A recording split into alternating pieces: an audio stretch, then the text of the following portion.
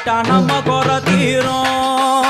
அம்மன் அலங்காரம் கண்டுவிட்டா நம்ம குறை தீரும். அம்மனுக்கு விரதம் ஆதி முதல் இன்று வரை வழக்கம்.